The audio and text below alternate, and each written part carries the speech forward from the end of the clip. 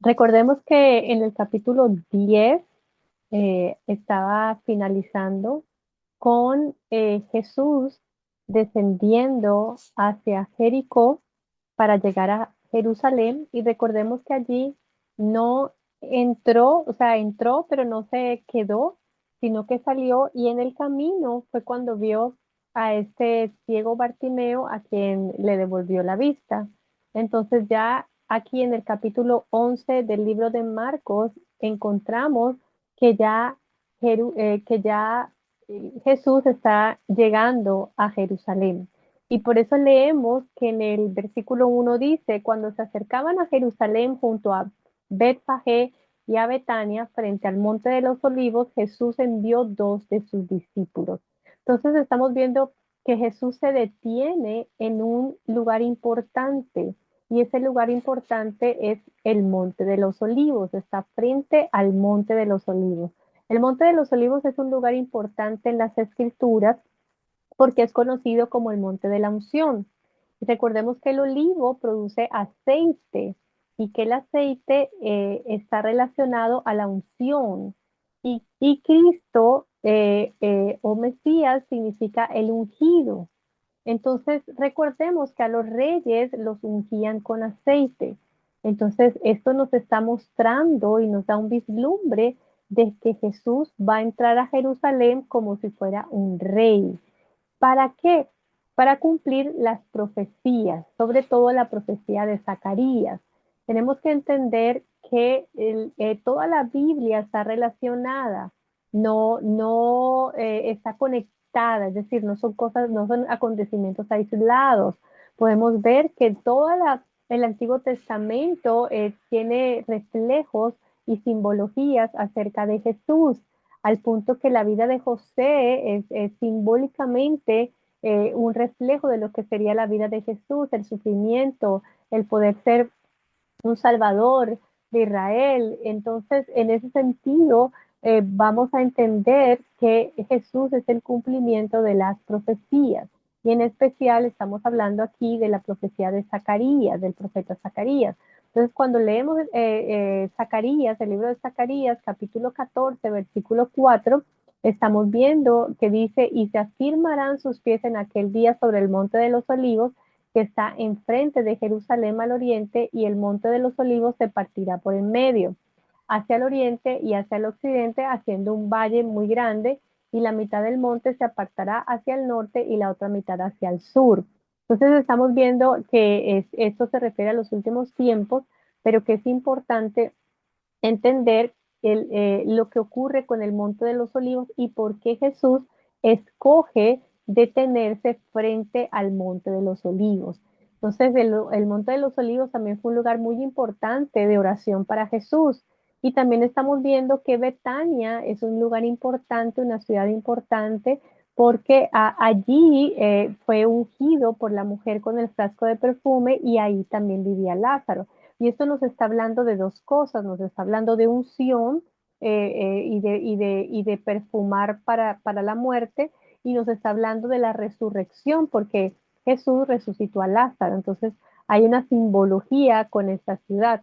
Así que él se detiene en un lugar significativo y es un lugar profético, este lugar de Betania y al frente del Monte de los Olivos. Entonces eso nos muestra que Jesús está siguiendo el plan de Dios. Y eso nos habla que nosotros tenemos que seguir el plan de Dios. Jesús fue obediente y obediente hasta la cruz. Y nosotros muchas veces fallamos en seguir el plan de Dios. Dios nos está diciendo que hagamos algo, Dios nos está diciendo, nos está mostrando el camino, Dios nos está diciendo lo que debemos hacer en su palabra, nos da sus instrucciones en su palabra, pero entonces nosotros no estamos obedeciendo, no estamos haciendo caso y estamos haciendo otra cosa. Pero Jesús siguió el plan de Dios hasta llegar a Jerusalén. Y aunque recordemos que él hubo un momento en que vio todo ese sufrimiento y en su cuerpo humano tal vez no iba a poder ser capaz de resistir todo y le oró al Padre, le dijo, Padre, pasa de mí esta copa, pero si no, que se haga tu voluntad. ¿Qué hubiera pasado si Jesús hubiera dicho que no? Y de hecho, él hubiera podido hacerlo. Él hubiera podido decir, no, hasta aquí llegó la misión, mejor dicho, me voy a escapar, me voy para otro lado, para que no me pongan preso, pero no, él nunca huyó, él estuvo dispuesto a seguir el plan y a hacer en obediencia absoluta la voluntad de Dios. Y es algo muy significativo para nosotros que tenemos que tomar como ejemplo qué tan obedientes estamos siendo, qué tan obedientes estamos siendo al Señor, estamos buscando de verdad seguir su plan, estamos buscando ser obedientes a su plan, o estamos haciendo nuestro propio plan, estamos haciendo las cosas de nuestra propia manera, estamos haciendo lo que nosotros queremos y estamos haciendo nuestra voluntad, porque realmente el enfoque y el punto de Jesús siempre fue hacer la voluntad del Padre y ese debe ser también nuestro mayor ejemplo.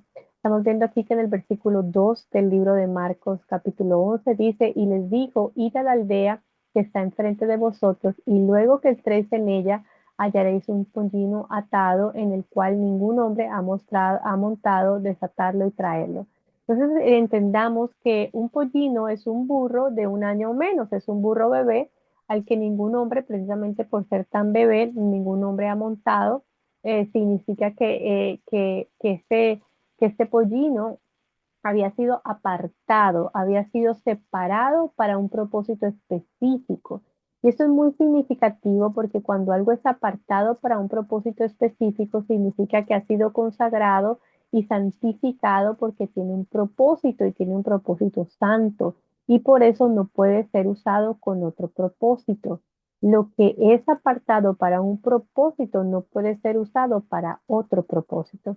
¿Eso qué significa? Que si Dios te ha dado a ti un talento, que si Dios te ha dado a ti dones, que si Dios te ha dado a ti una gracia especial para algo que Él quiere hacer para su reino, que tiene un propósito específico, entonces no lo uses con otro propósito, porque son propósitos de reino. Eso incluso también ocurre con las finanzas. Si tú tienes, Dios te ha bendecido para un propósito específico, que te haya instruido, tienes que usar esos recursos para eso y no con otro propósito, no usarlos con otro propósito. Entonces, hay que entender que las profecías fueron escritas para que llegaran a su cumplimiento y se cumplen en Jesús. Y por eso ahora estamos viendo el profeta Zacarías capítulo 9, versículo 9, que habla y dice, alégrate mucho, hija de Sión, da voces de júbilo, hija de Jerusalén, he aquí tu rey vendrá a ti, justo y salvador, humilde y cabalgando sobre un asno, sobre un pollino, hijo de asna. Así que este versículo nos está hablando del cumplimiento de la profecía de Zacarías en el capítulo 9, versículo 9, donde Jesús iba a entrar como un rey humilde para poder cumplir los propósitos y el plan de Dios. Entonces, porque Jesús vino precisamente a eso, a salvar. Él vino a salvar por la fe en Él a los pecadores, a la humanidad pecadora. Y Jesús vino a justificar por la fe, a hacernos justos delante de Dios. Entonces vino a establecer la justicia sobre el pecado, al ser el sacrificio para que se pueda manifestar la salvación. Él es el sacrificio, Él es el cordero que va a ser sacrificado y que por su sangre va a pagar el precio por el pecado y para que esa salvación, esa redención se pueda manifestar. Y hay que entender que en su primera venida Jesús venía de una manera humilde, venía de una manera humilde para llamar a las personas al arrepentimiento, para llamar a las personas a la humildad, porque para arrepentirse se necesita humildad. Y su primera venida tenía el enfoque de una condición espiritual, de llevar a las personas al arrepentimiento, de que las personas tuvieran la humildad de arrepentirse y por eso él vino en una condición humilde. El versículo 3 nos dice, y si alguien os dijere, le sigue hablando a sus discípulos, ¿por qué hacéis esto? Decid que el Señor lo necesita y que luego lo devolveré. Entonces, ahí estamos viendo que había personas que creían en las profecías y esperaban al Mesías Salvador y por eso estaban preparándose para esa llegada, tenían ese pollino ahí amarrado. Pero el problema es que su concepto era errado, porque veían a Jesús como un descendiente de David que vendría a reinar como un rey y los libraría de la opresión del Imperio Romano. Ellos creían en una salvación mesiánica, pero no esperaban a un redentor. Ellos no entendieron lo que vino a preparar Juan el Bautista cuando hizo el bautismo de arrepentimiento. Ellos creían que Jesús venía como un rey a librarlos de Roma en lo terrenal, en lo natural. Ellos no entendían la misión que traía Jesús a nivel espiritual. Y eso también nos muestra que Jesús estaba anticipándose, porque es Dios y conoce el futuro. Entonces él estaba anticipando a sus discípulos lo que iba a ocurrir y los estaba preparando para esa anticipación, para saber qué decir cuando le preguntaran por qué hacéis eso, pues decir que el Señor lo necesita y que luego lo devolverá. Entonces, tienes que entender que entre mayor intimidad con Dios tengas, mayor revelación vas a tener de sus planes y de esa manera vas a poder anticiparte a las cosas. Vas a poder tener anticipación de lo que va a suceder y vas a poder prepararte en esa anticipación. Entonces, por ejemplo, si tú estás viendo que el cielo está soleado, que no tiene ninguna nube, pero entonces Dios te dice, lleva una sombrilla, entonces te estás anticipando a lo que va a ocurrir porque Dios lo conoce todo. Por eso es importante tener esa relación de intimidad con el Señor para que Él nos pueda revelar anticipadamente lo que va a suceder, lo que va a pasar. Entonces, estamos entendiendo cantante que murió en Medellín, que iba a cantar en Marinilla y murió, pero ya había tenido 3 sueños donde se estaba anticipando su muerte, donde se estaba anticipando que no se montara en un avión y él lo hizo. Entonces, si Dios nos anticipa algo es para que lo obedezcamos, es para que podamos hacer lo que Él nos está diciendo. Porque si nos está diciendo, lleva la sombrilla, tenemos que llevarla, pero yo no puedo hacer de que porque no veo las nubes y no veo la lluvia, entonces no voy a llevar la sombrilla. Pero si Dios me lo está diciendo, es una anticipación, me está preparando para algo. Porque Jesús, siendo Dios encarnado y omnisciente, que todo lo sabe, supo que le preguntarían a los dos discípulos y por eso les dijo que dijeran que el Señor lo necesitaba. Y eso era muy importante que ellos pudieran anticiparse a lo que le iban o sea, a preguntar, porque Jesús sabía que le iban a preguntar eso. Entonces, si los discípulos no hubieran ido con esa información, seguramente hubieran pensado que se iba a robar el pollino o que quién sabe qué estaban haciendo, pero ellos ya tenían la información de que les iban a preguntar y de qué iban a responder. Qué lindo es que nosotros podamos tener esa relación tan íntima con el Señor, que nos podamos anticipar, que Él nos pueda anticipar qué te van a preguntar en una entrevista, que te puedan anticipar si ese trabajo es bueno o no es bueno, si ese cliente vale la pena o no vale la pena, si esa persona, esa relación va a ser, esa persona estableciendo esa relación de pronto de noviazgo va a ser, es la persona que Dios tiene para ti o no tiene, o va a resultar que no es. Entonces, qué lindo es poder tener esa intimidad con el Señor, para poder tener esa anticipación que solamente nos puede dar, porque forma parte de su plan. Él te va a decir por este camino no, Él te va a decir qué esperar en esa situación.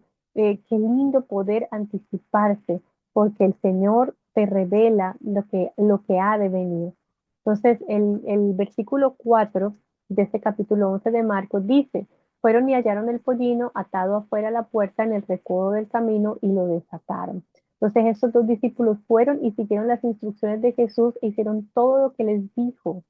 Entonces encontraron a ese pollino, a ese burrito bebé atado a la puerta en un camino importante de la aldea por donde se va hacia Jerusalén, y esto demostraba que las personas estaban esperando el cumplimiento de la profecía de Zacarías 9:9.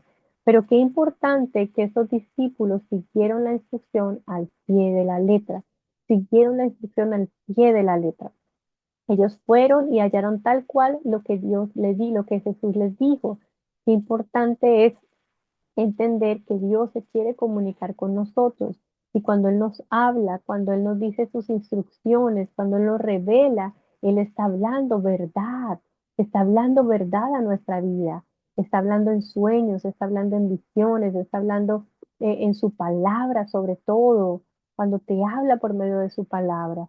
Cuando tú le preguntas, Señor, ¿qué libro me leo ahora? ¿Qué capítulo me leo ahora? ¿Qué quieres hablarme? Y el Señor te va a decir, lee tal libro y ahí Él te va a dar instrucciones y van a ser completamente claras y va a ser completamente tal cual como Él te lo está diciendo. Y así fue lo que le pasó a los discípulos. Ellos llegaron y todo lo que Jesús les había dicho era tal cual lo que había. Encontraron al pollino atado donde estaba y ahí tal cual y lo que hicieron fue desatarlo.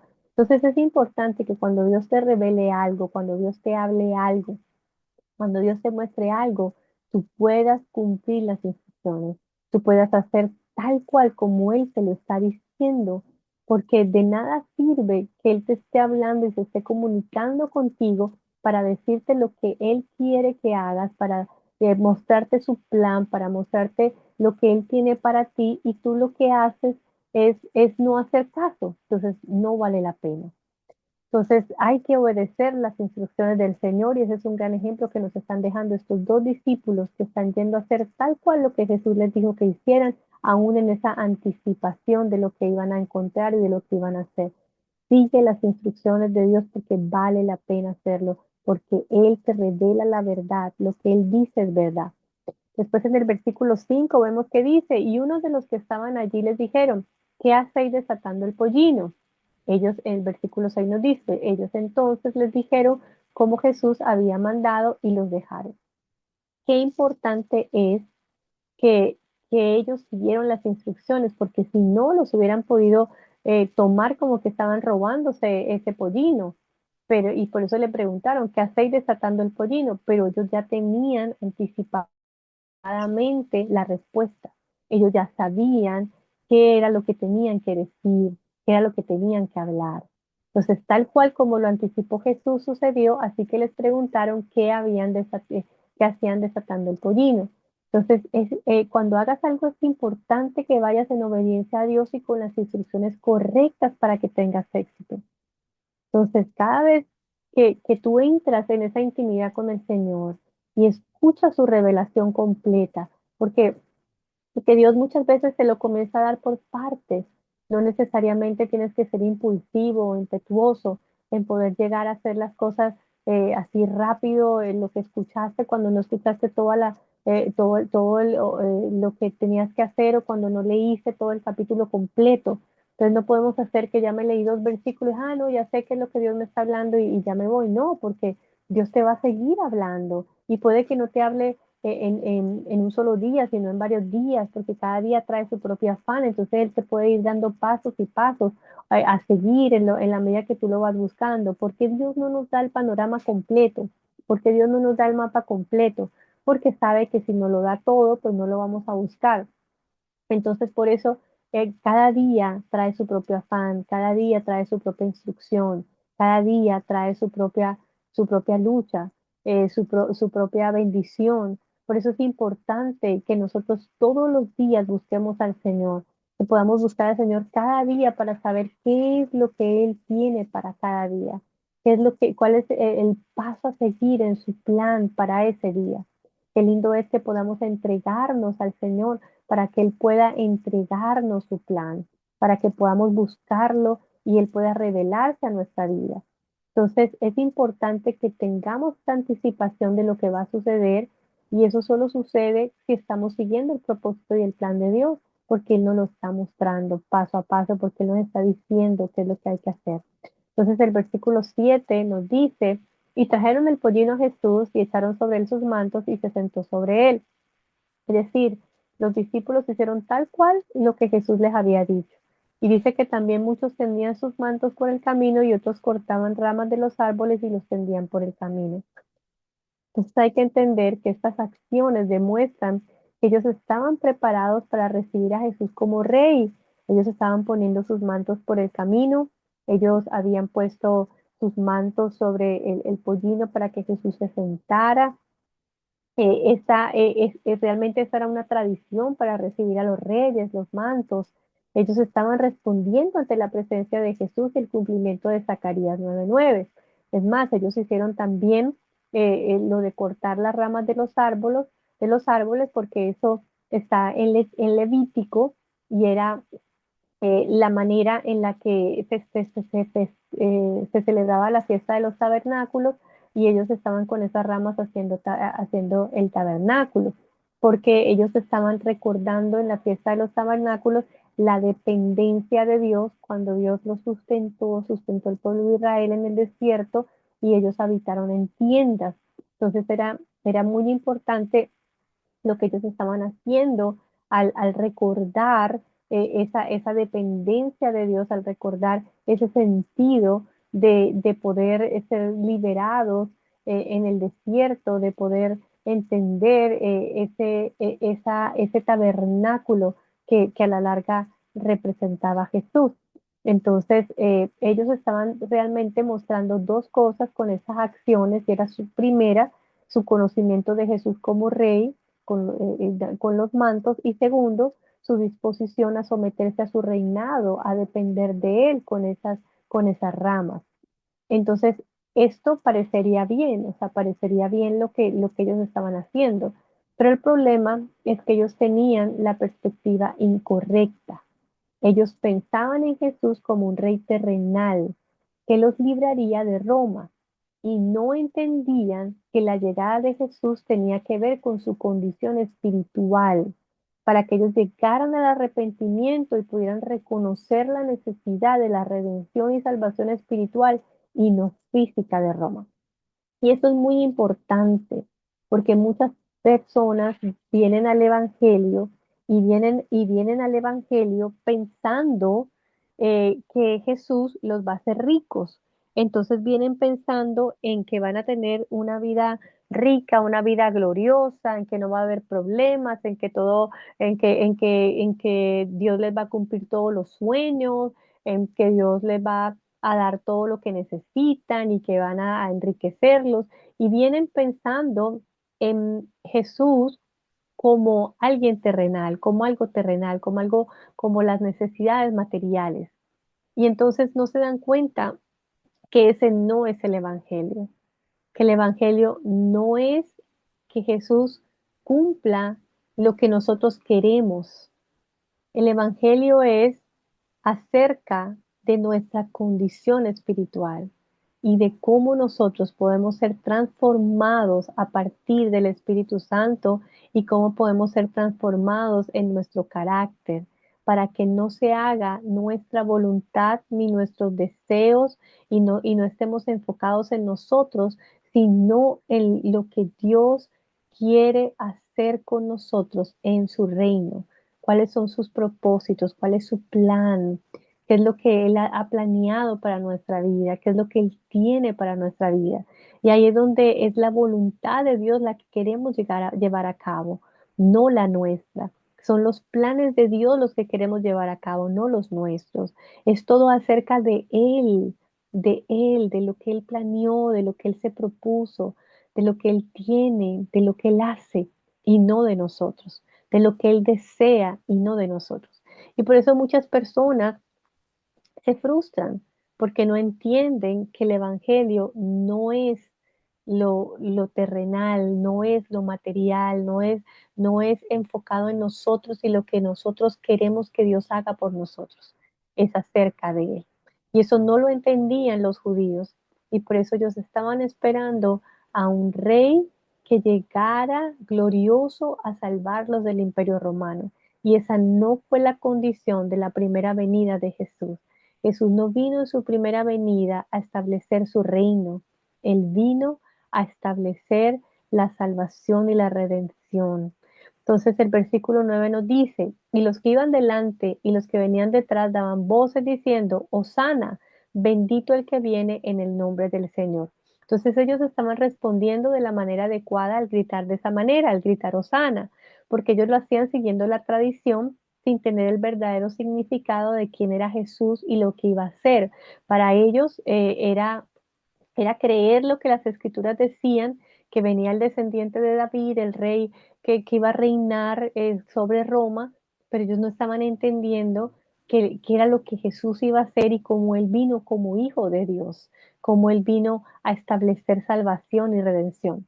Entonces, Hosana, la palabra Hosana es una súplica por salvación, o sea que ellos cuando gritaban Hosana, ellos estaban gritando literalmente, te suplico que salves, o por favor libéranos, o sálvanos.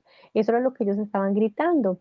Pero el punto es que ellos no estaban entendiendo la necesidad espiritual y su condición espiritual. Ellos estaban enfocados en algo terrenal y ellos estaban gritando, Hosana, bendito el que viene en nombre del Señor. Lo estaban haciendo basados en el Salmo 118, 25. Cuando nosotros nos vamos al Salmo 118, 25, leemos que dice, oh Jehová, sálvanos ahora, te ruego, oh Jehová, que nos hagas prosperar ahora. El versículo 26 dice, bendito el que viene en el nombre de Jehová, desde la casa de Jehová os bendecimos.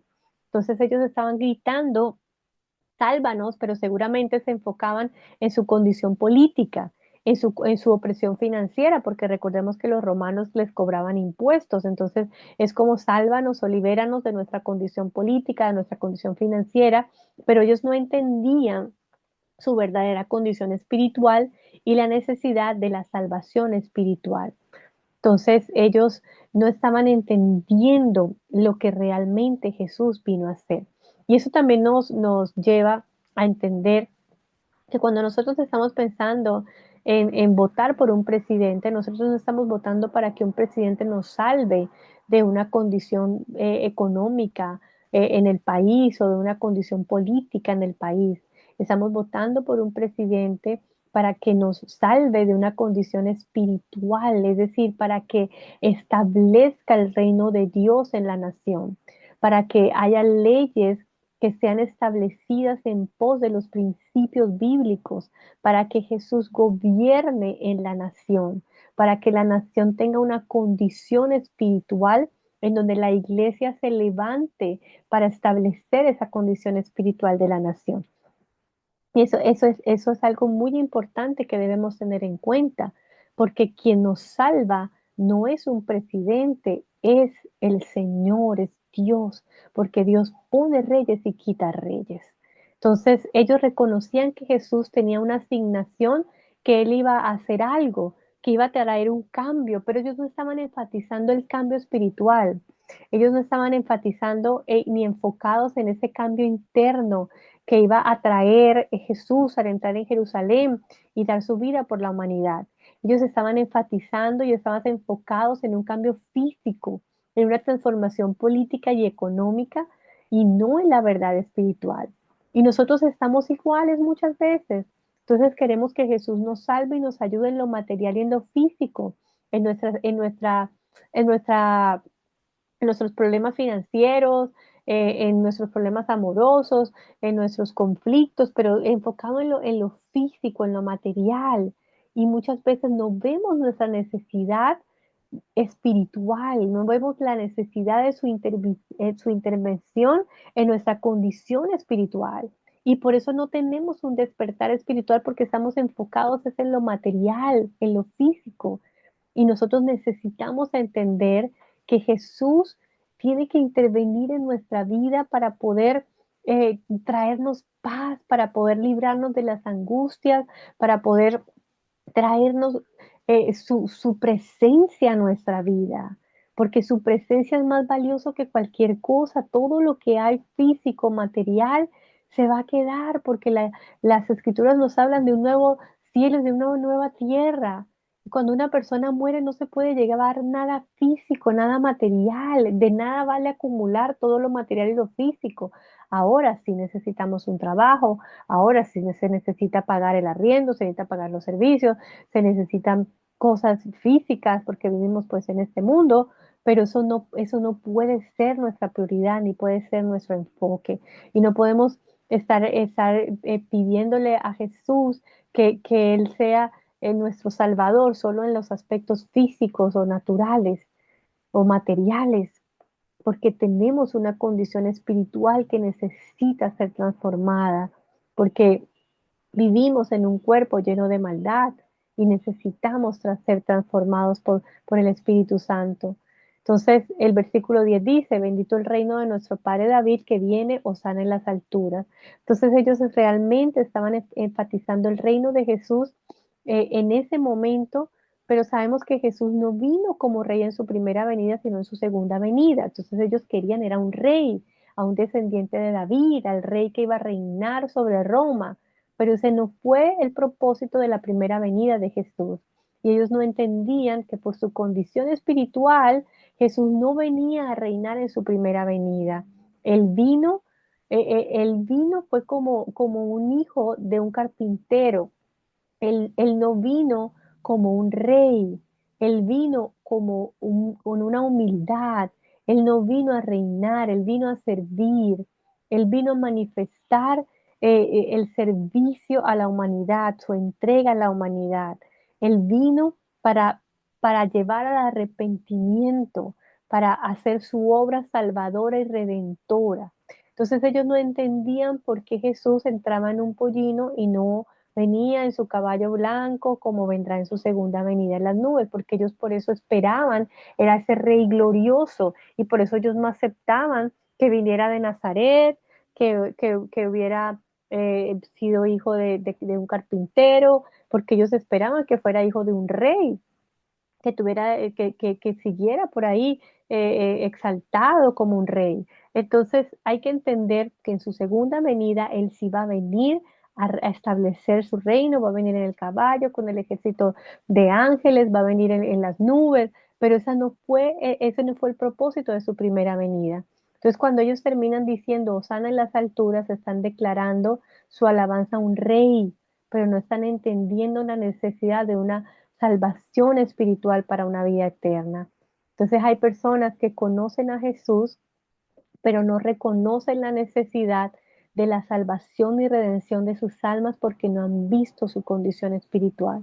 Entonces hay personas que solo conocen a Jesús para que les resuelva como algo mágico, les resuelva sus situaciones, pero no están entendiendo que necesitan no un mago, no un rey, no necesitan un salvador, necesitan un redentor, necesitan a quien murió en la cruz para limpiar esa maldad de nuestra vida y para que el Espíritu Santo de Dios pueda hacer su obra. Entonces hay que entender que necesitamos un Salvador, necesitamos un Redentor, necesitamos un libertador y un sanador, porque nuestra condición espiritual es limitada por un cuerpo que está lleno de maldad y por un mundo que está lleno de maldad, porque todos hemos pecado y no hay ninguno que no lo haya hecho. Entonces necesitamos a Jesús, necesitamos su obra, necesitamos su redención. Entonces es importante entender que cada día de nuestra vida es más importante nuestra condición espiritual, es más importante que nos disminuyamos nosotros para que Él crezca, para que reflejemos su carácter. Tenemos que enfocarnos en la vida espiritual, en el crecimiento espiritual, que es lo que verdaderamente permanece, que es lo que verdaderamente va a generar un cambio en nuestra vida. Versículo 11 dice, y entró Jesús en Jerusalén y en el templo, y habiendo mirado alrededor todas las cosas, como ya anochecía, se fue a Betania con los 12. Es importante que cuando Jesús entró a Jerusalén, no fue a ningún otro lugar. No, pudo haber ido, no sé, al restaurante de moda, pudo haber ido a visitar a alguien, pudo entrar a la tienda, alguna otra cosa pudo haber hecho, pero su enfoque fue el templo. Él entró al templo y eso significa que fue al altar y el altar nos habla de sacrificio y eso nos habla de su compromiso para cumplir el plan de Dios, para entregar su vida por el rescate de muchos, para poder que las personas entendieran que Él no vino a reinar, no fue a donde estaban los romanos, no fue a la casa donde estaba el gobernador romano, no, Él fue al templo porque su misión y su función tenía que ver con reconciliar a la humanidad con el Padre, con ser el sacrificio, el cordero del sacrificio que iba a ser inmolado, que iba a morir, que iba por su sangre preciosa derramada a poder librarnos y limpiarnos de toda la maldad y del pecado. Y no solo a algunos, no solo a unos pocos, sino a toda la humanidad. Toda la humanidad tiene acceso a esa vida eterna por medio de Jesús, cuando creen en Jesús. Pero sabemos que no todo el mundo va a creer en Jesús, que no todo el mundo va a aceptar esa redención. Así como lo vimos en los tiempos de Jesús, no todo el mundo lo hizo, porque esperaban a un rey y no esperaban a un redentor. Y la obra de redención es mucho más grande que su reinado en ese entonces, digámoslo. No quiere decir que en su segunda venida no vaya a ser grandioso su reinado, es lo que está, es lo que es, que el rey reine, el rey de reyes. Pero para ellos en esa primera venida era más importante el rey y no entendían que era más importante el redentor. Entonces, Jesús observó todo en el templo, pero como era tarde, regresó a Betania. Y Betania significa aflicción. Entonces nos está hablando de la importancia de él entrar al templo para ir al altar, para entender que iba a ser sacrificado, pero también nos habla de la aflicción y entender que de las dos ciudades que estaban en un principio, en las que él paró en el camino, se detuvo en el camino, él escogió ir a Betania y Betania significa aflicción.